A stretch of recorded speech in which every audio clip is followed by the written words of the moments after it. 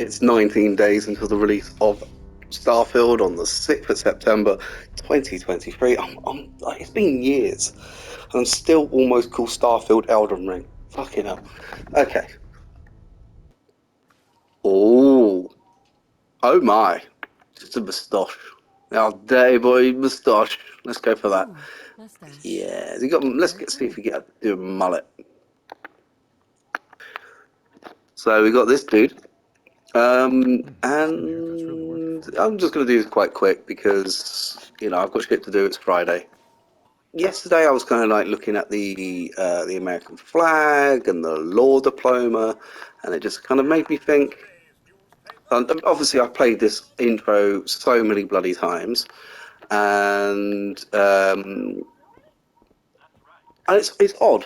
Also, there's a huge big narrative dissonance between the actual opening FMV sequence where you've got basically the male protagonist talking about how there's a resource war, things are really bad, and what's going to happen, are we all going to die, etc. And there's like sad, miserable soldiers all upset, and there's like everyone's talking about war, Whoa, but then you're here but Codsworth's really in pretty. this 1950s style Americana heaven, effectively, where everything seems to be perfectly fine. You've got like this robot butler that makes you fucking coffee whenever you want. You've got like a comic book you can read, and things aren't that bad. It's weird. It's I really am kind of struggling to kind of correlate the two. Like if everything was really bad and awful, then this doesn't look really bad and awful. I know okay, I know there's a big nuke that goes off, but at the moment they're like talking about, oh, you're going to do a speech at the Probably just Veterans feels Hall like this he has evening, to every and day. like, oh, I'm gonna make little baby Sean a Halloween costume, etc. And did no one actually think? This is what I want to know. Like, did Bethesda actually just like they had an idea in their mind for an opening sequence to this game, and they were like, let's do Fallout 3, but kind of in reverse almost, where instead of you being a baby, um, Answer the and you've got your phone. parents. All right, Vault Tech guy, I'll be with you in a moment. Um, but now you're the parents, and baby Sean is like, he's the baby, etc. But it's just odd. It doesn't make any sense to me. But all right. Good morning. Vaultec calling. Hello, Emil. Sorry, I'm just moaning about Fallout 4 again.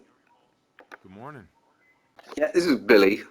Um, okay, so now everything's gone to shit, and they're about to get like nuked. 5 minutes previously, I had only just registered to get in the vault by the Vault Tech rep. Did he? He clearly didn't have enough time to file the paperwork. Yet he's on the list. So I'm assuming maybe it's because of his military background and he's a war veteran or whatever. And she's a lawyer. Maybe she's like a quite high up there, or who knows. So maybe they just live in a rather privileged life in this alternate 2077. So maybe that, maybe not, maybe the rest of the US isn't like this. Thank you.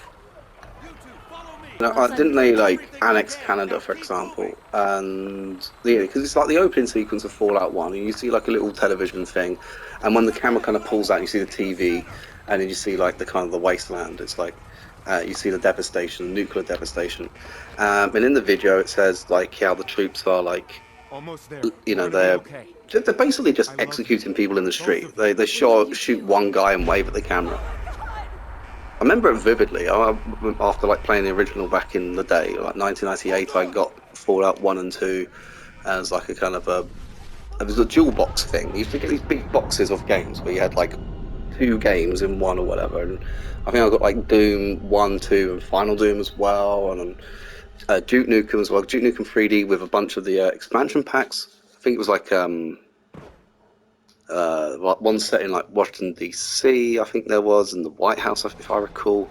I can't remember, but I just vividly remember the opening sequence to Fallout 1. Made it. And you do witness troops just basically shooting this guy in the back of the head and he falls down dead in that. And it's like, if that's the US Army and the protagonist you're playing as is like a war veteran, is he aware of the atrocities that the US military are committing in Canada? I don't know. This is what I mean. There is a lot of like dissonance in the plot and the narrative, etc. So it's just I don't know. Maybe I'm just thinking about it more because I've played this thing over and over again. I still got 18 more of these to fucking do. What now? It's been a long time since I read the Fallout Bible.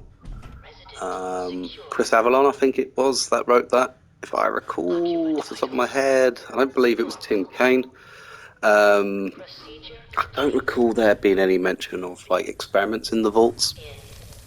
I think that was certainly something that I don't know. I can't say for certain, but I think it might have been something that Bethesda included in Fallout 3. I may have to do a little bit more research into that.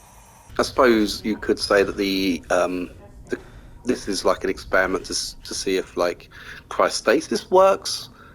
Potentially maybe for Vault-Tec's ambitions to go into space, which